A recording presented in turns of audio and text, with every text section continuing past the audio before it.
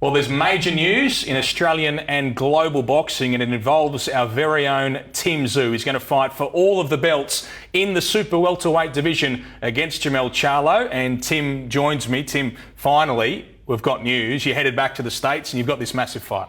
Yeah, finally. It's been a long time in the making, and yeah, I'm so glad that we got the news. We got the nod ahead. So now it's all go. What's it been like for you knowing that Jermell Charlo is your man, that you've got all these belts in the offing, but just waiting for this date and this venue and to find out how it was going to play out? Yeah, look, it's an opportunity of a lifetime. So it was frustrating, but now that it is a go ahead, we're getting it on. Tell us about Charlo. What have you seen from him? You're at his most recent fight against Castaño.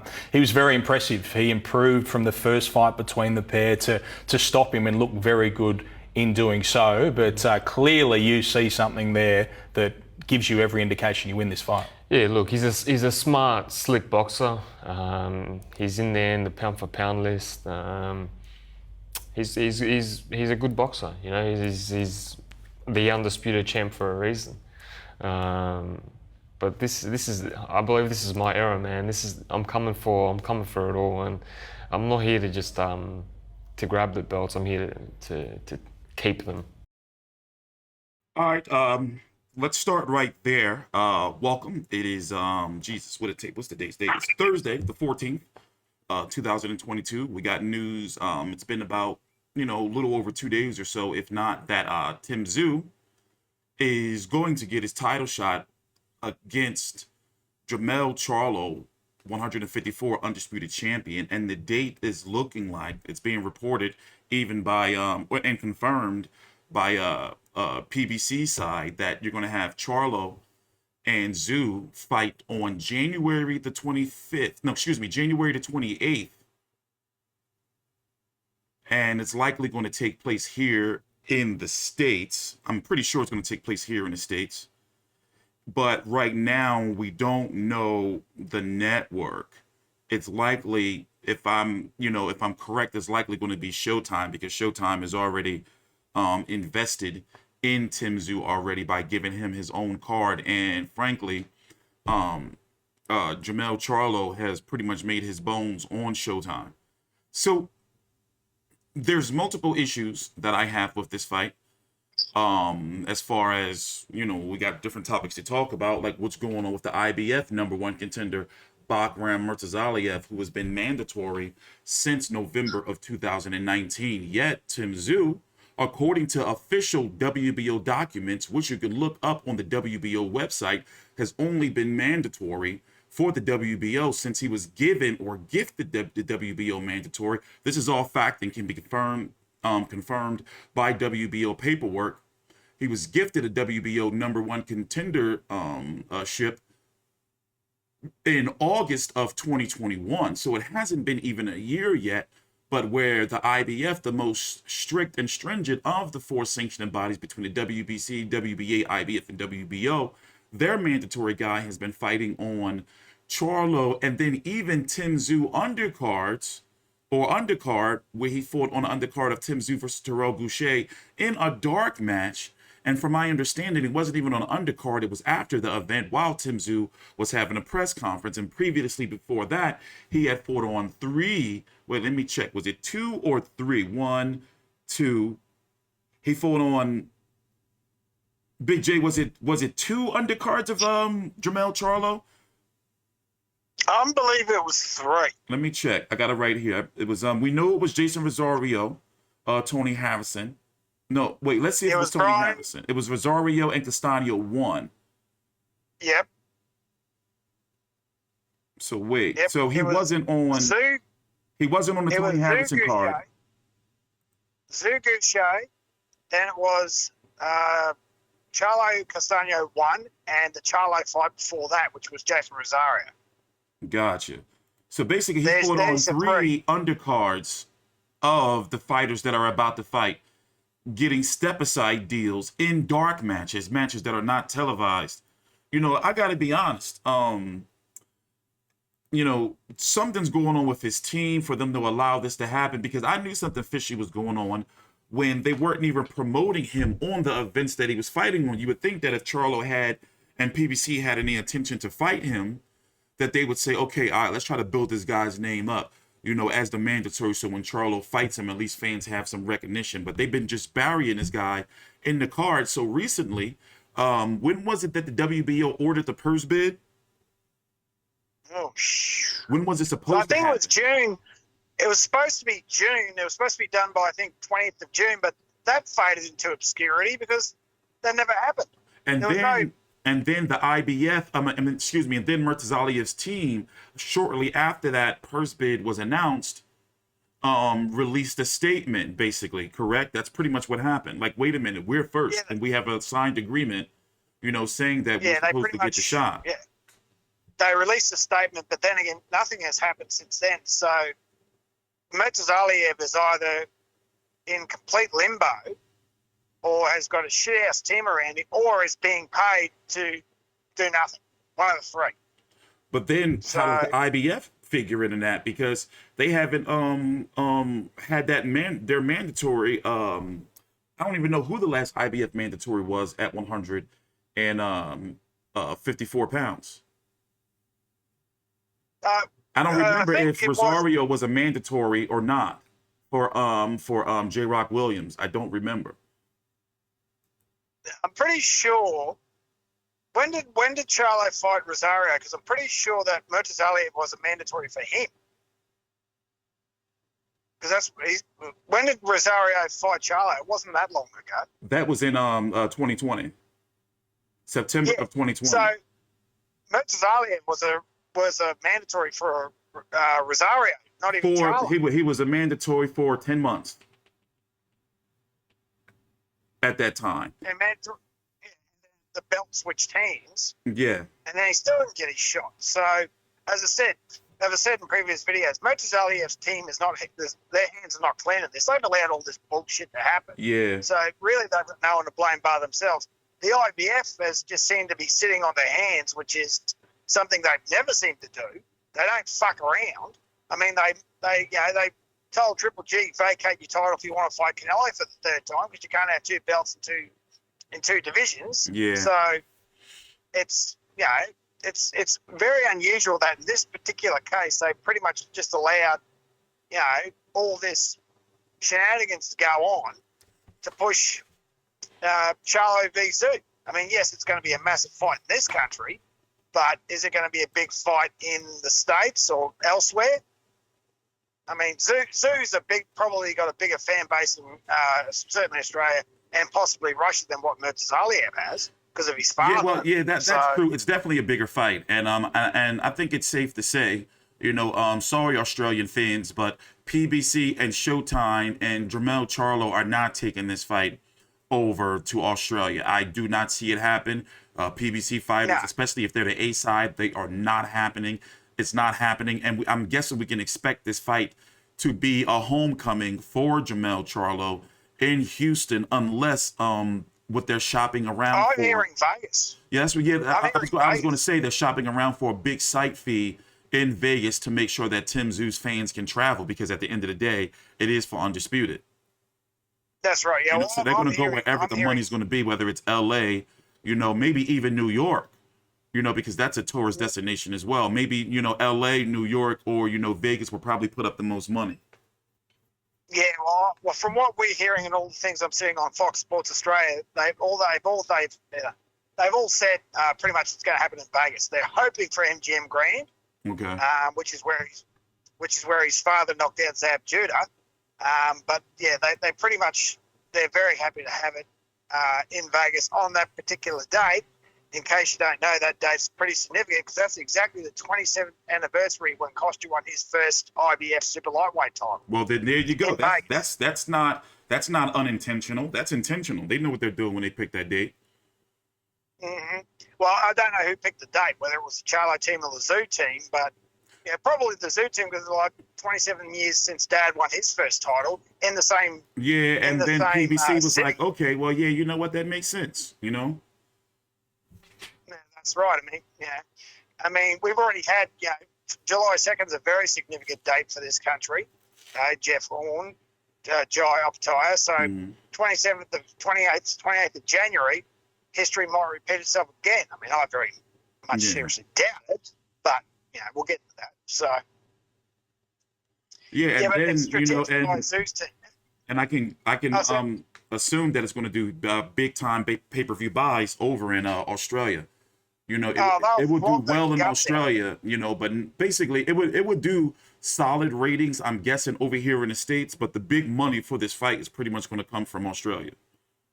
Yeah, they will. Pay-per-view buys. There's already been half a dozen bloody done the Ben Damon interview. Fox Sports are going to follow Tim Tszyu around like a bad smell until the fight happens. They will promote the absolute shit out of this because this is what they've been waiting for. So, and it works in Main Event's favour because it's not just a title shot; it's undisputed. Yeah, it's undisputed. So they will, pretty much after George Haney happens in October, or even beforehand, they will flog the guts out of it. So I do admit, though, I do have a problem with the date, and basically what we've been hearing is that PBC's schedule is too jam-packed. If you guys don't know, PBC has a stable of about 150 to 200 or so fighters. And they used to pretty much have like so many different networks here in the States when they first signed up all these fighters that they never had issues getting dates for these fighters, to where now they're pretty much limited to Showtime here in the States, which is, not a sports network, and they get a certain amount of money per year to be able to put in the boxing. So they can't just put boxing on all week. And Jermell Charlo is on the higher end of PBC fighters as far as pay, despite the fact that he's not on pay-per-view here in the States.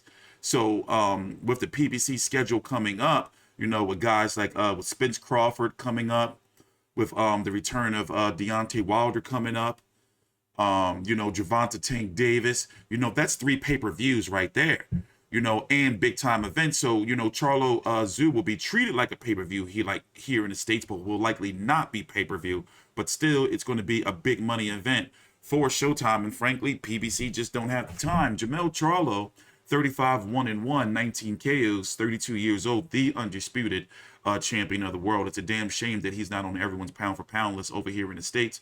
But hey, nonetheless. Yeah, I call bullshit on that. How the fuck is he not on pound-for-pound list? He's undisputed. He's done it the hardest way. Yeah. He's done it the hardest way. The only person that would come close, because I'm pretty sure that he's knocked out every single champion that he fought. Yes. And let me tell you something. Austin Trout, was that a title fight? No, Austin Trout. Yeah, wait, was it? Yes, it was. Yeah, that was a decision. MD. That was after he had beat Lubin, knocked him out for the title. Yeah, okay, so he's knocked out everyone bar. Wait a minute, Austin Lubin was Trout. a mandatory. That wasn't a vacant title, was it? I don't know. All I remember is he knocked out Lubin 1 round. Okay. So, I'm looking at back boxer trying to jog my memory here. Because I'm pretty sure Austin Trout was a mixed decision. I can't remember if it was a title fight or not. Might have been. Okay, no. Okay, so he won the vacant WBC title against. Wait, let me check. I gotta pull this up real quick. Okay, so he won the title against John Jackson. I don't understand how I don't remember that because I covered that fight. He was down in that fight, and then he needed the KO to knock out John Jackson. He went on to fight Charles Hatley. Erickson Lubin was the WBC mandatory. He got knocked out in that round 1. I was at that fight, defended against Austin Trout. Okay, all right. But overall, look at that resume, though.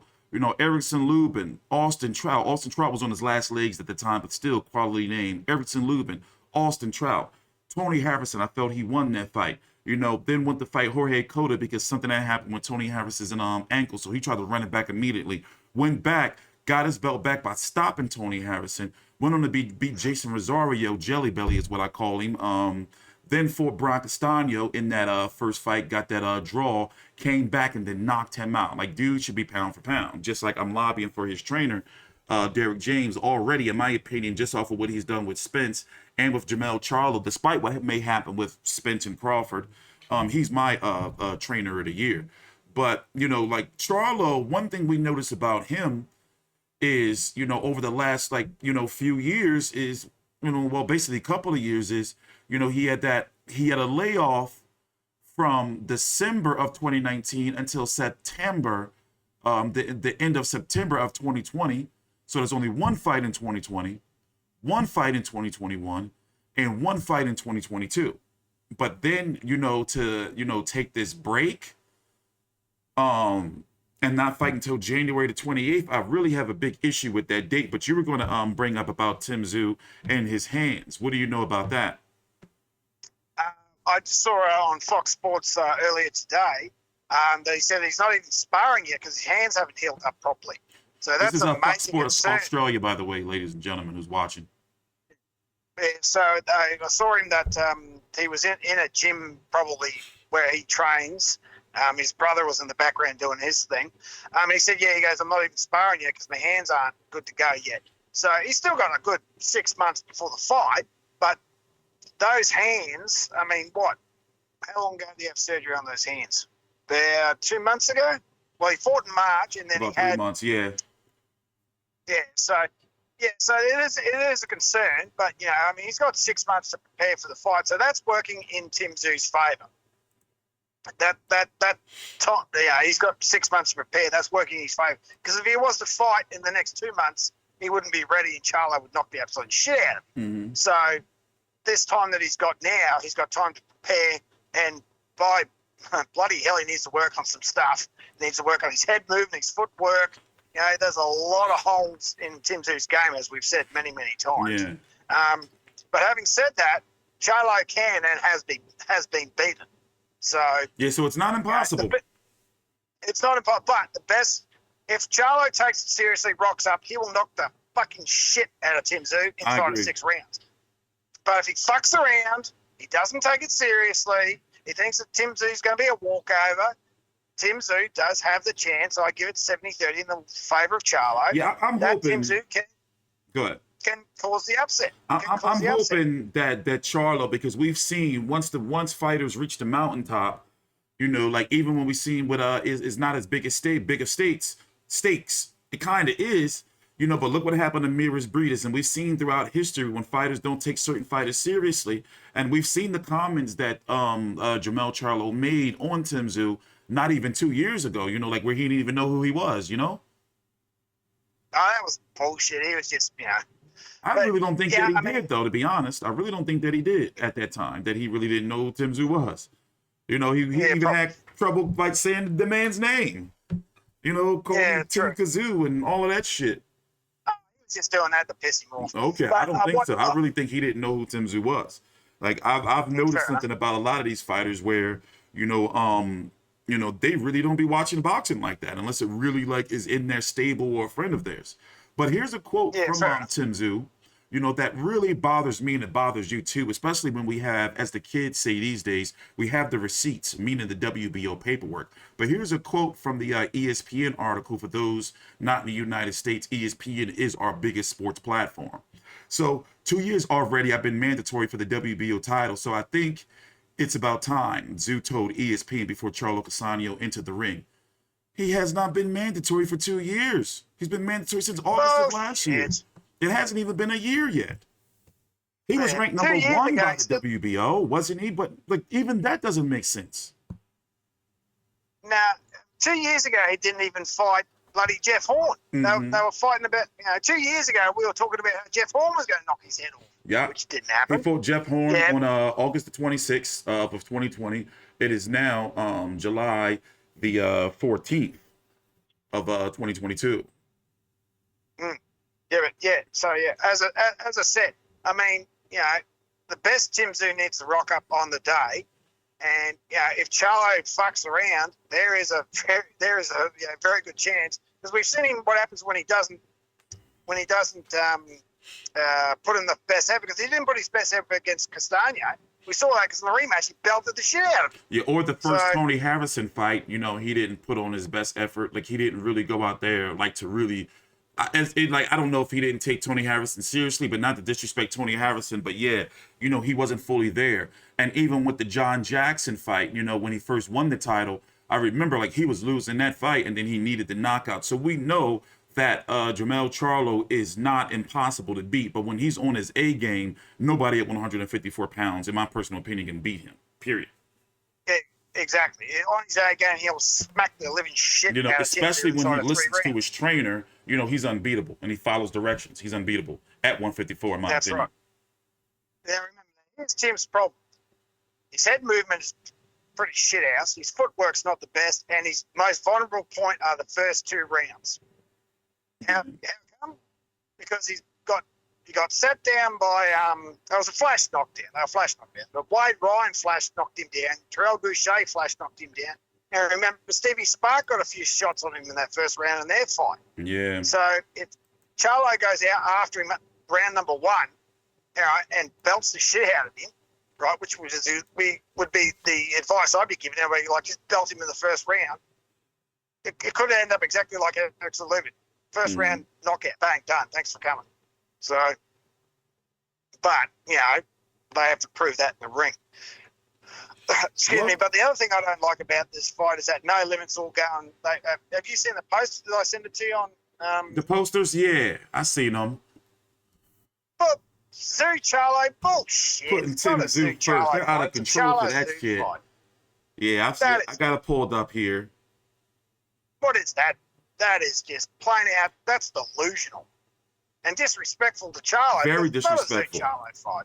Very But disrespectful. having said that, if you cast your minds back to Crawford, Horn Crawford, the Yanks were doing the same thing. They were calling it a Crawford fight. No, but see, that was more. But the reason why they did that is because at that point in time, Crawford in the States was more marketable than Tim Tszyu. You know, so they will do that. So, for example, even though Kubrat Pulev had beat Derek Chisora in the first fight, this fight was still Chisora Pulev too. You see what I'm saying? They will do that if it comes to like the money, you know, who brings in a revenue. But in this case, Tszyu has no business. It has no business to be Tszyu versus Charlo. They did the same shit against Horn. Remember, they tried to do all that same shit. Yeah. The Tszyu Horn garbage. It was because I think in the States they promoted it as the Tszyu Horn fight, didn't they? I believe. If I remember correctly. I'm not sure, but it does feel like that. I'm not sure. I'm pretty sure they did, even though it was a Horn Tszyu fight. I think they promoted it in the States as the Tszyu Horn fight. Like, bugger off. It's a bloody. Anyway. To close out, since we're running on short time, so whenever we hear some news, we're going to be obviously doing a video on it. Take your time out, like the video and subscribe, and follow us on Twitter, me at TstreeT Controversy and Big J at Old Mate Big J. I will be streaming on Tuesdays, Thursdays, and Fridays at 6 p.m. Eastern, and we will be streaming during the main events of significant fights. As far as undercard action, we don't know, but I won't be surprised if No Limit is going to try to squeeze one of their fighters on there. Who do you think it would be? You think they would probably try to get some exposure for Nikita? Oh, absolutely. They'll chuck his brother on there without a doubt. And so they should. If they get the opportunity, yeah, bugger it, do it. Yeah. I support that. Why not? But who else, though, probably do you think they could, because refresh my memory on their stable, who they can probably throw on there? Let me see. They've got Shannon O'Connell. They've got... BBC, for some reason, don't do women's fights. Like they I know. That's out. PBC don't do women's fights. I mean, they've got... see, I have to get my facts right between... See, pretty much DNL and No Limit have all the Australian fighters. So, who has Hooney again? No, Dean Lonergan's got him. Got you. All right. So Paul, no, they wouldn't put Paul Gallen on that. No way. No, wouldn't be. No, yeah, they're not doing that. I'm just trying to think who they could that would actually warrant being on that undercard. Like, but even if they put him on, like for example, over here in the States, the Showtime broadcast usually has 3 fights. You know, open up with a fight, then there's the co-feature, then the main event. But also they have prelims on the on their YouTube page. So I'm thinking that No Limit is probably definitely going to try to throw one of their fighters on there, if not 2, to try to get them that, you know, American exposure for a big card like this, because it is undisputed. And also, you know, a lot of fighters just want to be a part of the history of it. So I would think that, you know, likely his brother would definitely be on there, but who else though? if there just was trying one to fight. think. I guess we'll have to think about that the next time we do a video. Yeah, we'll have to do some research because the problem is that of all those fighters, none of them are actually at that level. They're all like domestic guys. Yeah.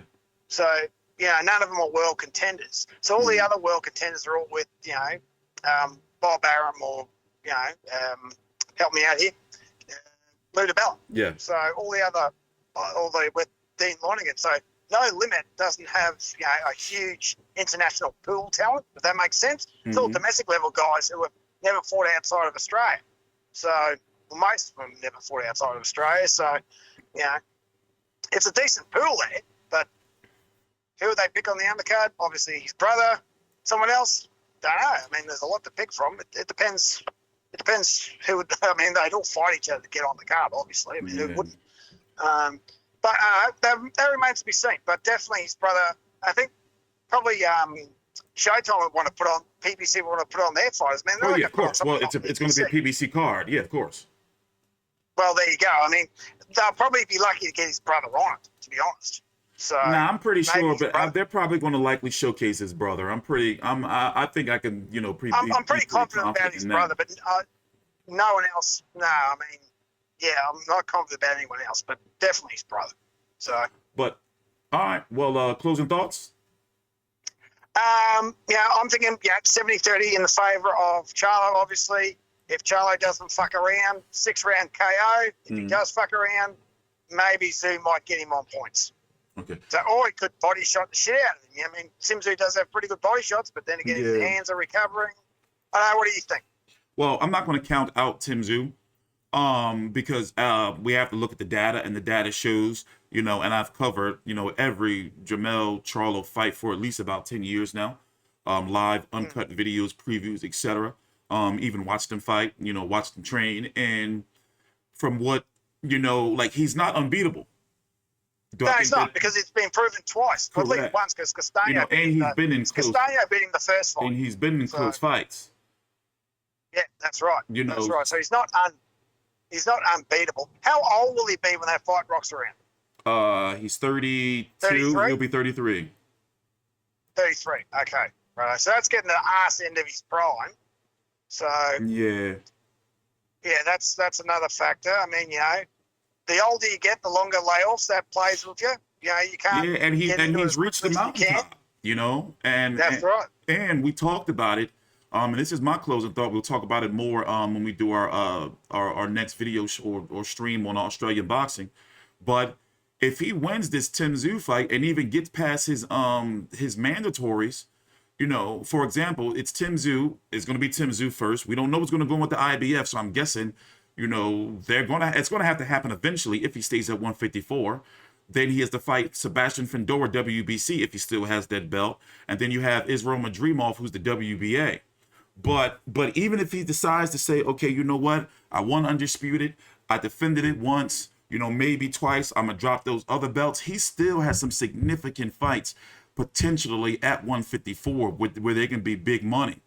Especially, what happens with Terrence Crawford, Errol Spence. Will likely not be Errol Spence because they both share the same trainer, both happy with their trainer, both in the same camp. But still, the pool of 147 pound fighters that can move up to 147 or planning moving to 147 like Boots. And it's 154. You even have Danny Garcia, who's taking on Jose Benavidez Jr. at 154. I think that Jermell Charlo would slaughter Danny Garcia, but still, there's some significant fights in the division, for him that can be made, even from guys that move up from 147. I think that if he defends against Tszyu and wins, he'll drop whatever belts. Crawford will move up, and then he'll fight him. That's just my prediction. Yeah. And that'll be his final big payday, and then he'll probably say, fuck it, I've had enough and retire. So, because how much money would a Charlo Crawford fight Well, generate? if Charlo beats Errol Spence, it'll likely be a 2-fight deal. But if Charlo keeps winning and Crawford was to beat Spence, and put it this way, if Crawford and Spence were to fight, it would be big over here for hardcore fans. You know, casually, Hey, we got to see how Spence Crawford does. But let me tell you something. That would be a wet dream. Like, it would be a big, like, hardcore. Like, I'm already in love just thinking about the prospect of it. Oh yeah, so am I. I mean, I want to see Crawford take on Charlo. That'll be a hell Yeah, of a that would be great. yeah. I would gladly, pay and tell fans to watch that. But listen, we got to get up out of here. Thanks for watching. Take your time out, like the video, subscribe. We are now loving the fact that for you guys, being the voice of the people, for making sure we give you uncut, unbiased, detailed Australian boxing content. So if you like that and it's what you want, please make sure you drop a like before you go. And also take your time out and subscribe. See you guys again soon. Thanks for watching.